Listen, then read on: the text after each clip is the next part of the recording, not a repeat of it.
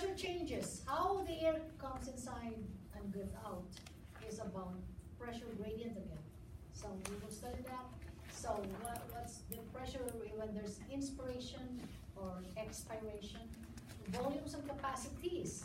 How much normally a person can take in air and bring it to the red blood cells to be distributed all over the body.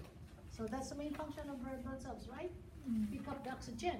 So the lungs must give the oxygen to the red blood cells. So the lungs must have that much capacity to bring in oxygen. Yes. Okay, and then the function of the surfactant, what is that? And then mechanism of external internal respiration. So ventilation. Ventilation in and out of the air. In is inspiration, out is expiration. Okay? And inhalation, inspiration, inhalation brings air into the lungs. Expiration or exhalation moves air out of the lungs. Okay? Okay, so what's Boyle's law? This is again very important in respiratory physiology. Boyle's law describes the relationship between pressure and volume.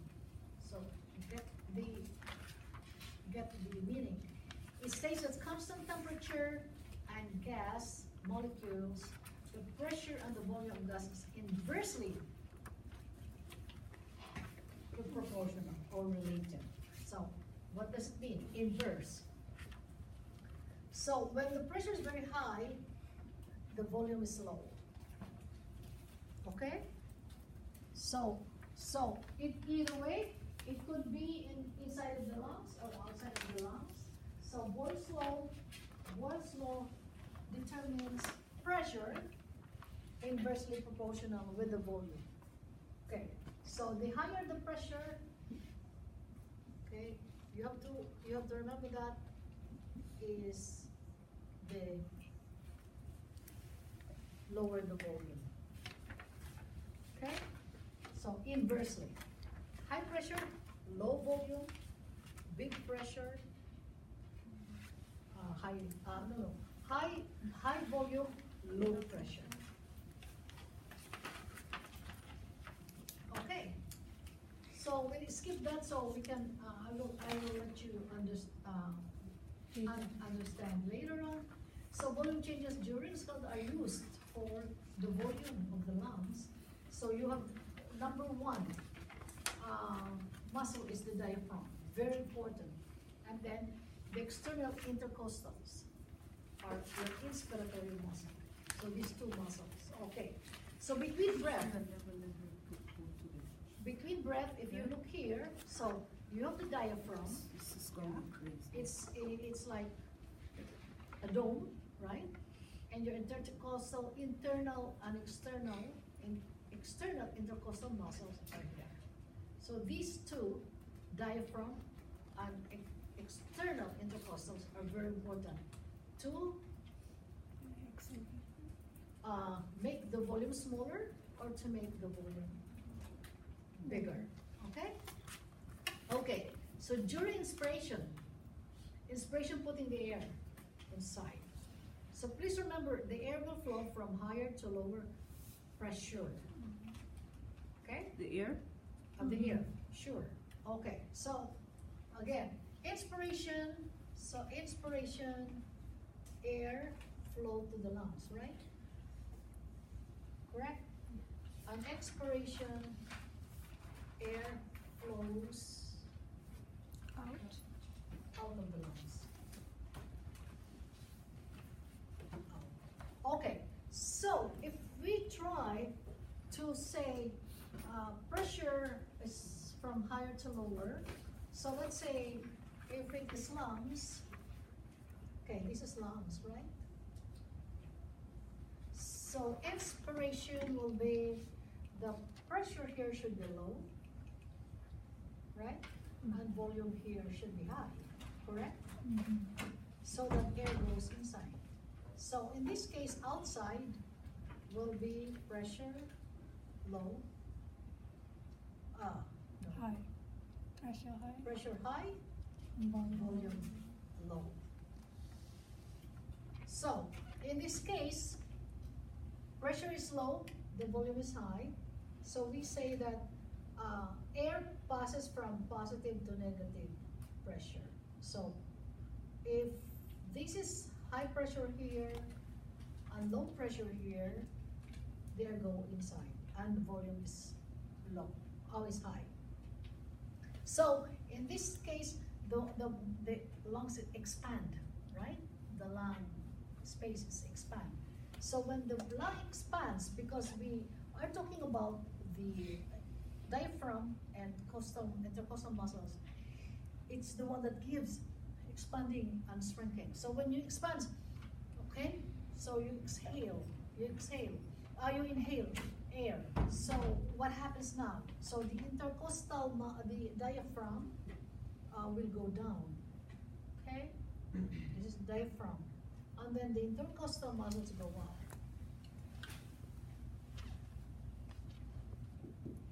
So that's inspiration. Yeah. See, if you look here, this is inspiration. So diaphragm goes down. Then external muscle goes up. So that makes the volume of the lung big, but the pressure low compared to the outside. Inspiration. So if you understand one, inspiration, the opposite is expiration. Right? So here, if it is expiration, so the diaphragm goes up, then the muscle goes down. It will shrink. Yeah. The volume, increase the pressure of the lungs, then the air gets out because the pressure in the lungs is bigger than the outside. Got it? Okay, that is Boyle's law. So that's expiration. Diaphragm and external muscle relax. So relaxation diaphragm causes thorax decrease in height and diameter. Lung volume decrease. A relaxation external muscle causes thorax decrease diameter. Lung volume decrease. Got it? Okay, so I hope you understand that. It's a very important point. Non-respiratory movements include sighs, yawns, sneezes, and coughs. What are these? Yeah. So got this from here, definition, why? Why you sigh, why you yawn, why you sneeze, why you cough. Yawning is very infectious or contagious, even on the phone.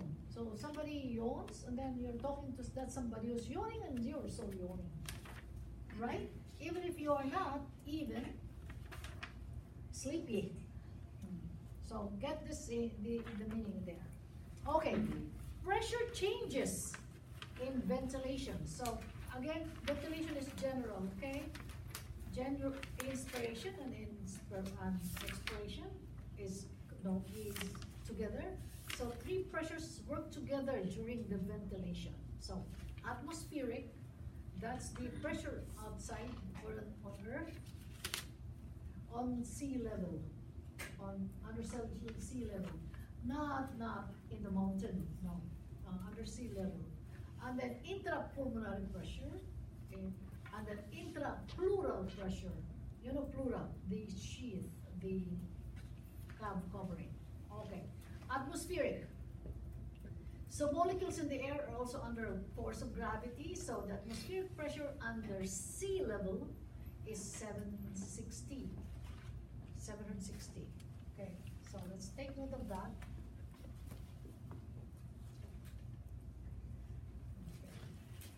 And then increases as you go below the sea level, decreases when you go above.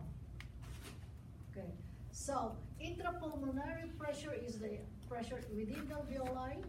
It rises and falls with inspiration, expiration, that, and equalizes during atmospheric pressure gradient when there's equilibrium.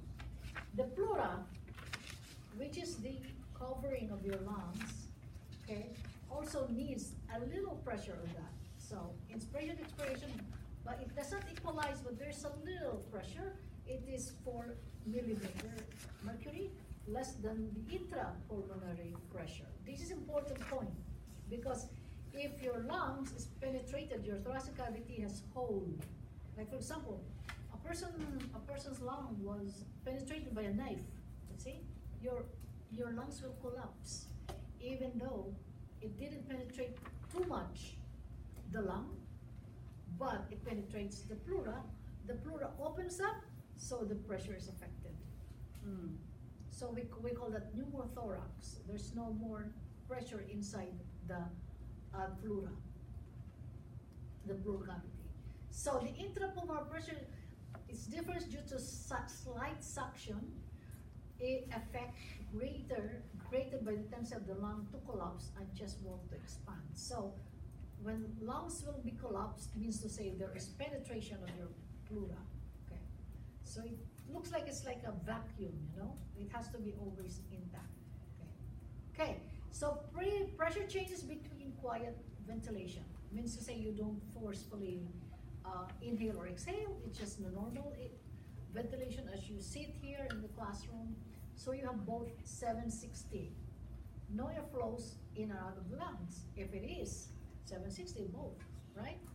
But the intrapleural pressure makes it a difference between the atmospheric pressure and air.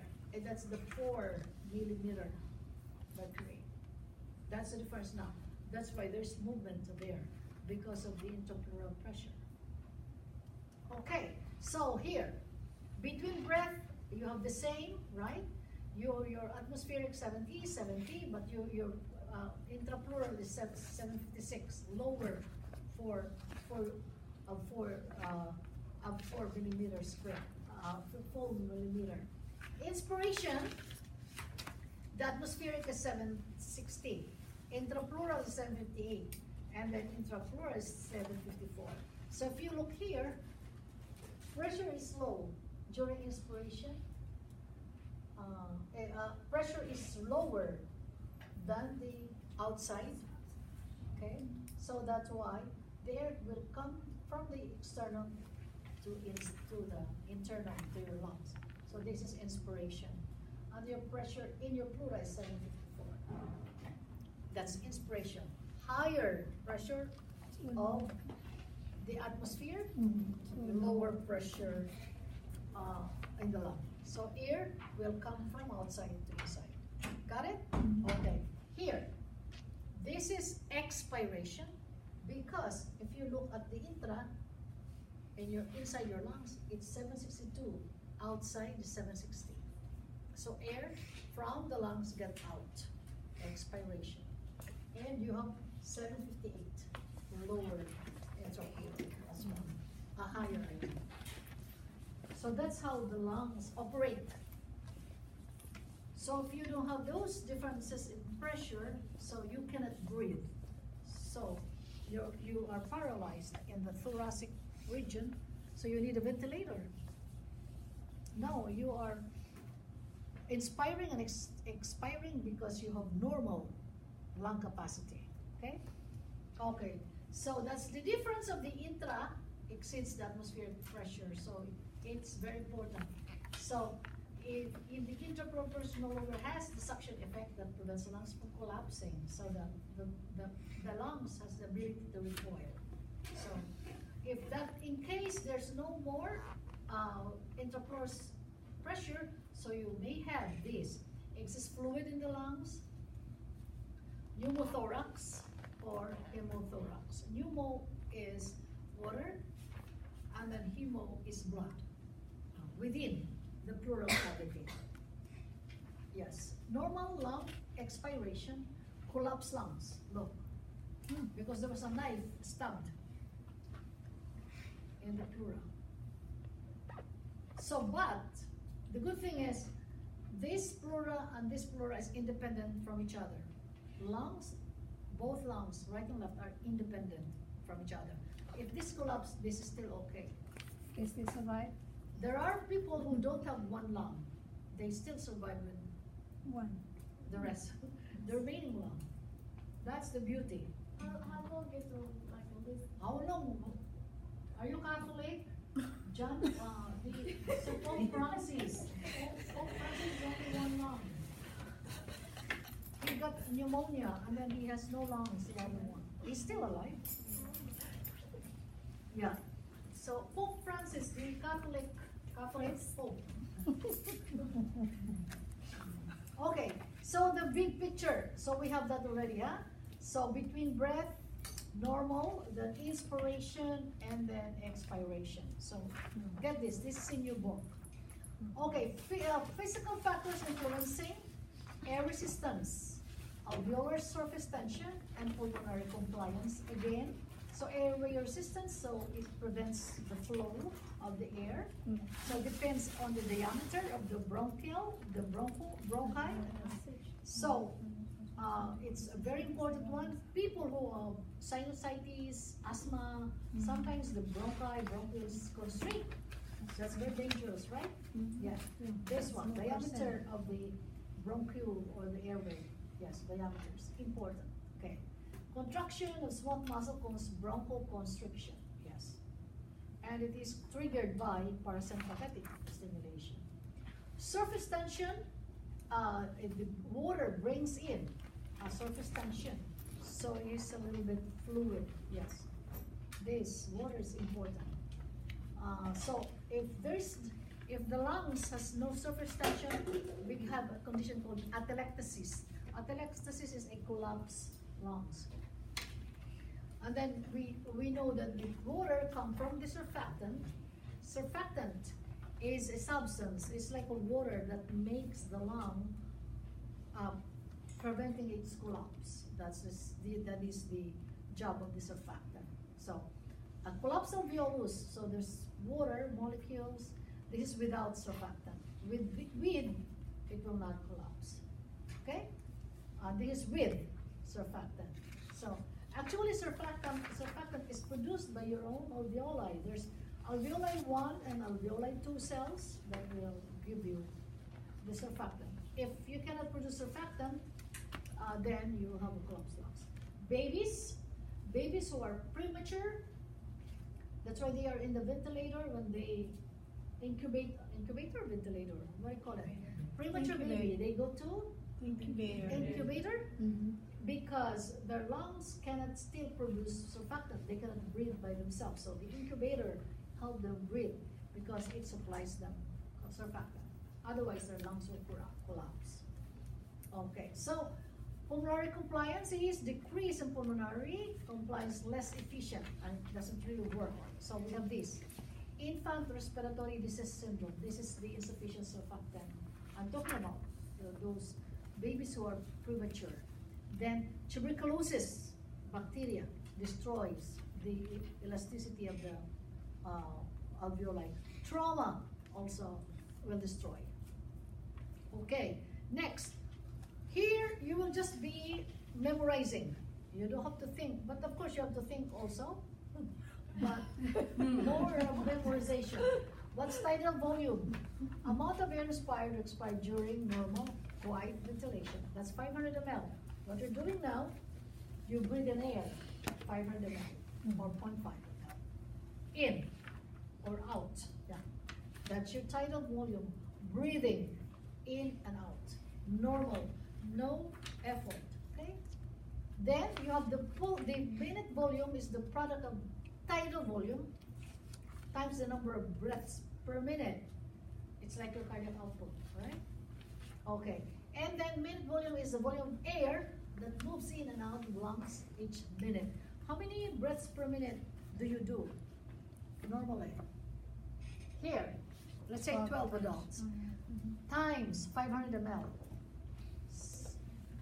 So you have 6 liters of air per minute. So that's your minute volume. Okay?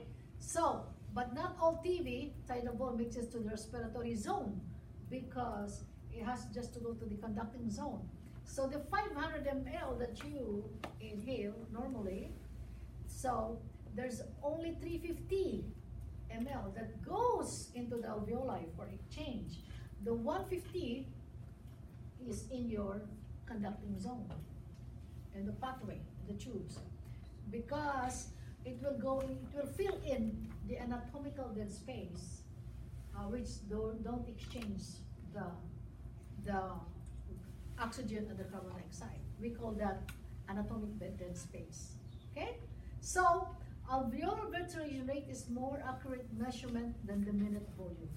So, the ventilation rate in the alveoli is more accurate. That's what the doctor is using. So that the ventilation rate is the volume of the air that reaches the alveoli per minute.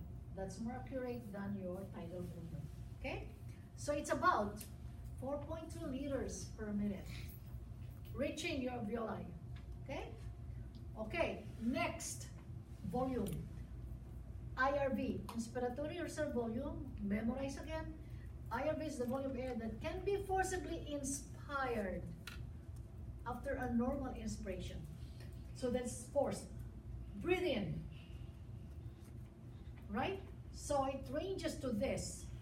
Oh, it's a lot. 21 to 3,300 ml of air. While your normal is only 500, right? That is plus after, right? So, okay. Another one, ERV. ERV is Inspiration is you forcefully get out the air, and that's about 700 to 120 to 1,200 ml. So air is the air that can be forcefully inspired, not inspired, expired after normal expiration. Inspired after normal expiration. So that's your IRV up to 6,000, and that's your ERV up to 1,200. Okay? Next, we have two pulmonary capacities. Okay, and four common pulmonary capacities. Number one capacity, IC, or inspiratory capacity, is the total volume of air that is inspired after expiration, tidal expiration, which is a normal expiration. So the TV plus the IRV averages this, and that's your inspirational capacity. IRV plus TV is IC. Next, FCR, okay, or FRC, functional residual volume, the amount of air that is normally left in the lungs after tidal expiration. So the sum of ERV and RV, so that's 1,800 to 2,400 of air, okay? Vital capacity, so we're already near, one more, total lung capacity. Total amount of air that can be moved in and out of the lungs. So that would be your TV plus IRV plus ERV. So that's the average. Next, this is the total TLC. IRV, TV, ERV plus RV. So remember the RV, the residual volume that stays in your alveoli. Yeah, this one is not going out. It stays there so that your alveoli will not collapse. So even if you're dead, you still have the residual volume. Yeah. So that's 4.2 or 6 liters. So that's the whole of your capacities, volumes. So that's the residual volume of air remaining in the lungs, no matter what. No matter what, you have that reserve volume. Okay? Here. It doesn't go out. So again, remember, 500 ml normal PV. The one that reaches the alveoli is 350. The 150 stays on the pathway, on the,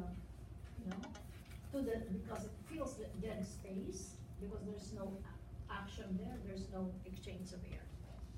Okay, so let's go now to the gas exchange. Pulmonary gas exchange and tissue gas exchange. This is in the lungs. So Dalton's law. So Dalton says each gas is a mixture of exerts its own pressure. So there are many different kinds of gases, and all the pressures of these gases are placed together. So that's the Dalton law. States that each gas in a mixture exerts its own pressure called partial pressure. So we need that pressure. So example here, we have nitrogen gas, oxygen gas, and other gases, arginine. So all of these pressure put together is that will amount to the pressure in the air. That's why it's 760 millimeter mercury. Remember that? Right.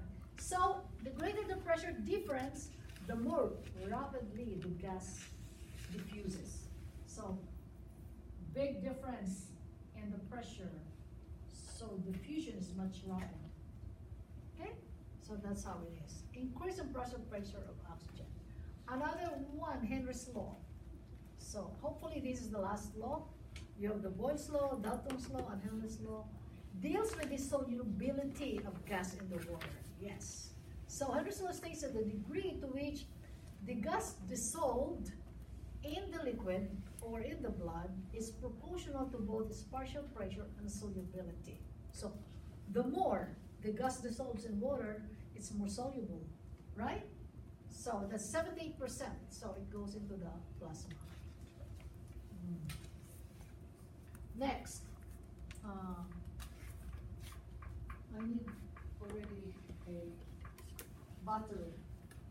Okay, so Henry's law, oxygen does a lower partial pressure, so that then the CO2 has low partial pressure, 1%. So it's yet that the oxygen dissolved more into the plasma because due to its high solubility in water. Okay, so that is in the tissues of the body and also gut and the pulmonary. Okay, so let's go to the alveoli. How does the blood, the oxygen and carbon dioxide exchange? Again, it's the same pressure we're talking about. You see, if the alveolus has high pressure and the pulmonary capillary has low pressure, of course, the blood will flow from high to low pressure. Okay, so the oxygen goes into the blood or the other way around. Yeah, so that's one. So factors affecting the efficiency, surface area of the respiratory membrane again. So hopefully no disease, thickness of the membrane, and then ventilation perfusion matching. So we have that. Our brain expression has its membrane 80 to 100 meter square for both lungs. So at a given time, you can have 75 to 100 ml of blood in the pulmonary capillaries in the lungs. So here, emphysema will destroy that capacity in the lungs, and then it results in hypoxemia or low blood oxygen, or hypercapnia or high blood oxygen. So there will be imbalance. Yeah, the thickness also will affect the exchange. So increased thickness of the membrane because of inflammation or bacterial diseases, or O2 and CO2 that's exchanged, there will be a problem. Ventilation perfusion, when there is the ventilation amount of blood flow called perfusion, so it's not matching, so it's not okay. Okay, in here you can see the changes of ventilation, which will lead to perfusion. So this is low pressure of oxygen. This is an obstruction, right? So a pulmonary constrict, for example, and then pulmonary arteriole dilates, so you have high oxygen pressure in that sense. Okay, let's go now to the tissues.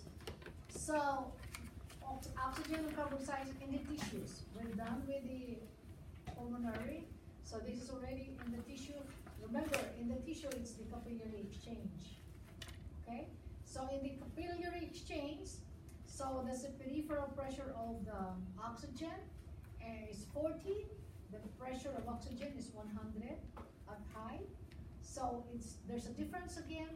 So if you look here, the pressure here is 100, and then here is the tissue is 40. So from the capillary to 40, that's higher here. So the blood will go from capillary to the tissue.